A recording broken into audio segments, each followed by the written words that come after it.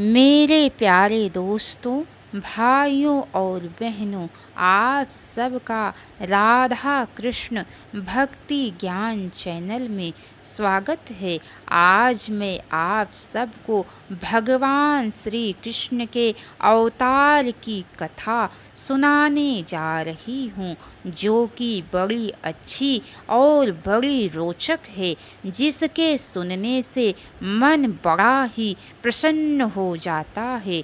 तो चलिए दोस्तों, आप सबको भगवान श्री कृष्ण के अवतार की कथा आगे का भाग सुनाती हूँ। व्यास जी कहते हैं, हे शिष्यों, नारद जी शाप देते हुए बोले, अरे दुष्टो, धन संपत्ति और वैभव के मद में तुम दोनों अपनी मर्यादा भूल गए हो। तुम्हारी बुद्धि नष्ट हो गई है। तुम्हें अपनी इंद्रियों पर अधिकार नहीं है। मदिरा के कारण तुम दोनों अंधे होकर कुआचरण कर रहे हो। लोकपाल कुबेर के मान सम्मान का भी तुम्हें कोई भान नहीं है।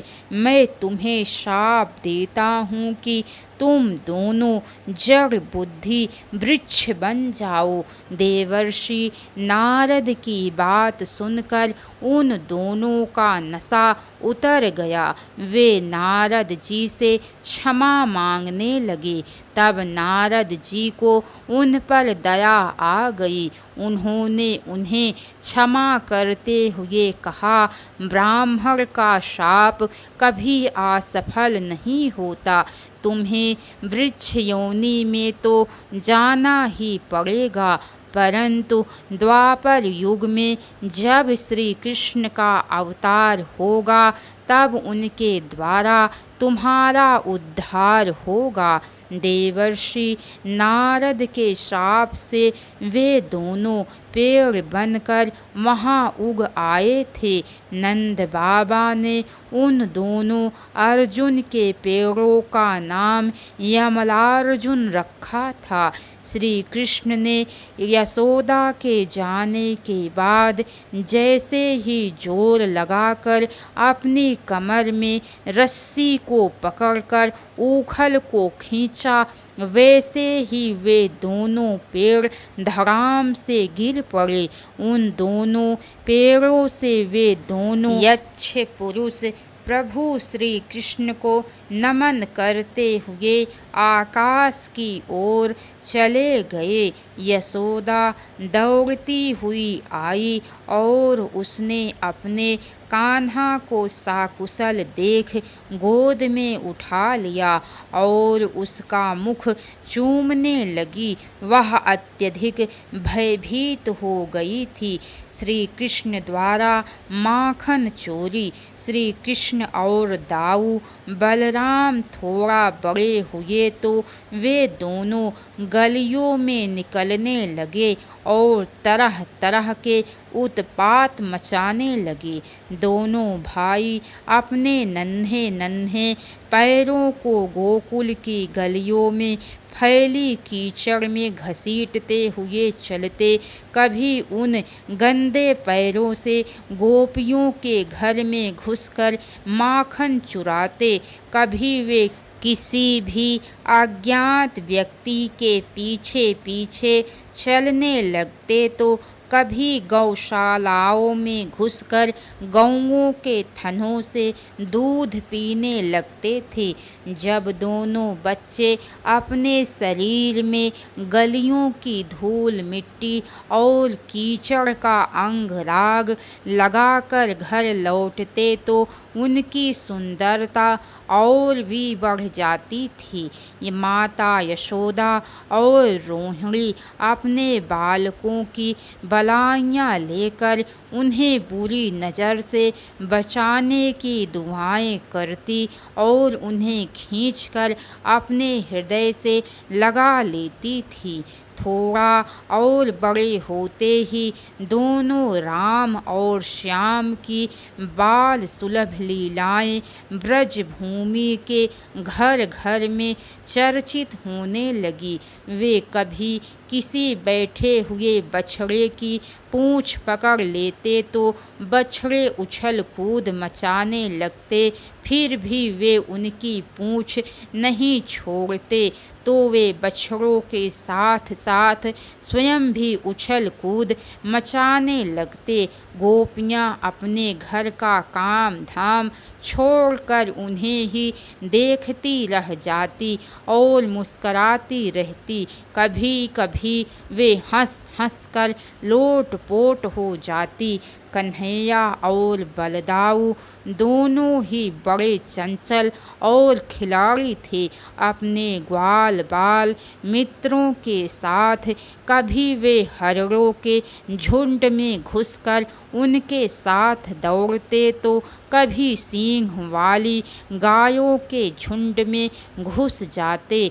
धूल मिट्टी, आंधी बरसात, सर्दी गर्मी की मानो उन्हें कोई चिंता नहीं थी।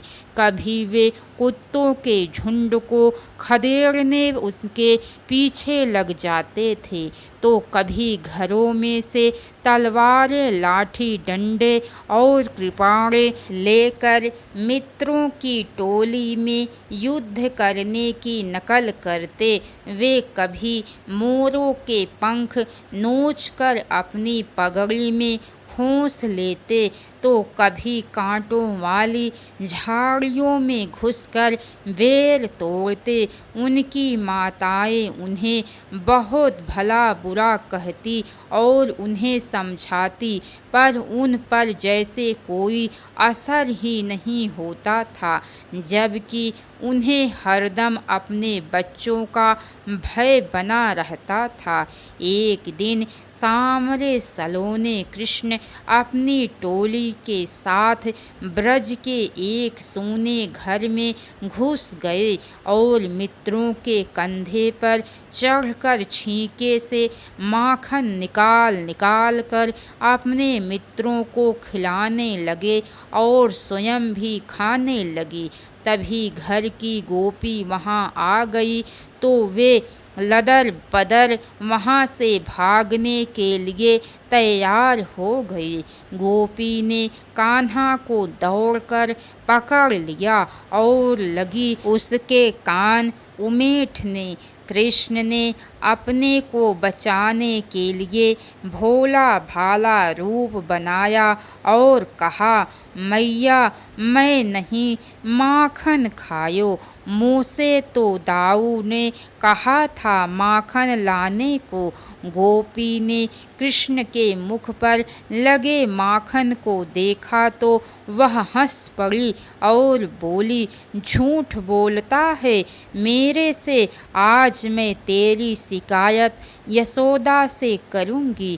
कृष्ण घबरा गए और बोले, मैया मोरी माँ से मत कहियो, मैं तेरे पाँव पड़ता हूँ।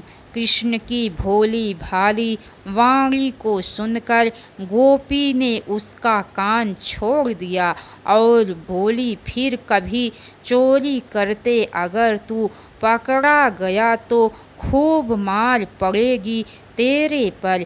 कृष्ण उसकी पकड़ से छूटकर तेजी से वहाँ से भाग खड़े होते और जाते जाते कहते जाते, मैया छीके में माखन रखने से उसमें दुर्गंध आने लगती है, इसीलिए उसे बांट दिया करो। गोपी हंसकर रह जाती। इसी तरह कृष्ण और बलराम की शैतानियाँ गोकुल में चलती रहती। वे पकड़े जाते तो बहाना बनाकर छूट जाते।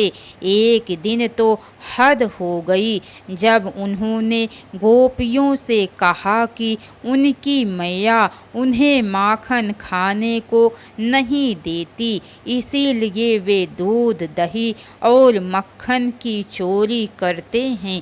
इस पर एक बार गोकुल की सभी गोपियों ने कान्हा को पकड़ा और इकट्ठी होकर नंद बाबा के घर आई और यशोदा को खूब खरी खोटी सुनाने लगी। कन्हैया और बलराम की शरारतों की एक लंबी सूची उन्होंने यशोदा और रोहिणी को सुना डाली। यशोदा ने सभी को समझा बुझाकर वापस भेजने का प्रयत्न किया तो वे कहने लगी, अरे यशोदा, तेरा यह कान्हा तो बड़ा नटखट हो गया है। गायों के दूहने का समय ना होने पर भी यह बछड़ों को खोल देता है। हम इसे डांटती हैं तो हो करके हंसने लगता है। यह दूध, दही और माखन की चोरी भी बड़ी चालाकी से करता है। यह अपनी टोली के लड़कों के साथ गुपचुप घर में घुस जाता है और दूध, दही, माखन चोरी करके स्वयं तो खाता ही है और अपने मित्रों और वानरों को भी बांट देता है। पेट भर जाने के बाद जो बाकी बचता है उसे धरती पर गिरा देता है और मटकी को फोड़ देता है।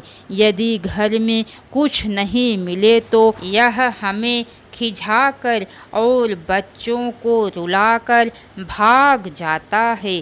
दूध, दही और माखन तो यह छीके पर भी नहीं छोड़ता। इसके साथी इसकी मदद करते हैं और इसे कंधे पर चढ़ाकर इससे सारे काम कराते हैं। हे नंद रानी, अपने इस नटखट कान्हा को संभाल कर रखो, यह बहुत चालाक है। हम जब काम धंधों में उलझी रहती हैं तब यह बड़ी चालाकी से अपना काम बना लेता है। हम कुछ कहे तो यह उल्टे हमें ही चोर बना देता है। इस प्रकार गोपियाँ श्री कृष्ण की शिकायतें करती और कनखियों से श्री कृष्ण की ओर देखकर मन ही मन मुस्कराती रहती। उनकी यह दशा देखकर यशोदा उनके मन के भावों को अच्छी तरह ताड़कर मुस्कराने लगती और झूठा क्रोध करके कहती, ठीक है, तुम देखना मैं आज इसकी कैसी खबर लेती हूँ। आज से इसका 7 दिन तक खाना पीना बंद और घर की कोठरी में इसे बंद करके डाल दूंगी। इसके आगे की कथा दोस्तों आप सबको कल सुनने को मिलेंगी। तो कैसी लगी कथा लाइक करके कमेंट बॉक्स में ज़रूर बताइएगा। तो बोलिए नंद के लाला भगवान श्री कृष्ण की जय। हर हर महादेव।